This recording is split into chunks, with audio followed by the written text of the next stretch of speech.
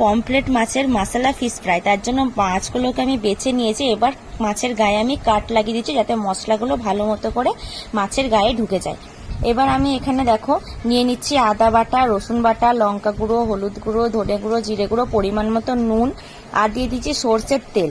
এবার ভালো করে মশলাটা মাখিয়ে নেওয়ার পর আমি ওপর থেকে দিয়ে দিচ্ছি লেবুর রস দিয়ে ভালো করে মশলাটা মাখিয়ে নিচ্ছি। মাখিয়ে নেওয়ার পর সামান্য একটু জল দিয়ে মশলা যাতে পাতলা পারা হয় তার জন্য জল দিয়ে মাখিয়ে নিচ্ছি। এবার মাছগুলোর গায়ে ভালো মতো করে মশলাগুলো মাখিয়ে নেওয়ার পর কিছুক্ষণ রেখে দেওয়ার পর আমি কড়াইয়ের মধ্যে তেল গরম করে নিচ্ছি। মাছগুলোর গায়ে কিন্তু মশলাগুলো ভালো মতো করে ঢুকিয়ে দিতে হবে। এবার ছাঁকা তেলে মাছগুলো এপিট ওপিট করে লাল লাল করে কড়া কড়া করে ভেজে নিলেই হয়ে যাবে মশলা ফিশ ফ্রাই। তো এটা কিন্তু খেতে দারুণ হয়েছিল। তোমরা কিন্তু বাড়িতে অবশ্যই ট্রাই। রেসিপিটা ভালো লাগলে চ্যানেলটা সাবস্ক্রাইব করে আমার পাশে থেকো। আর আমি এখানে খেতে থাকি, আর একটা লাইক করতে ভুলো না কিন্তু। টাটা।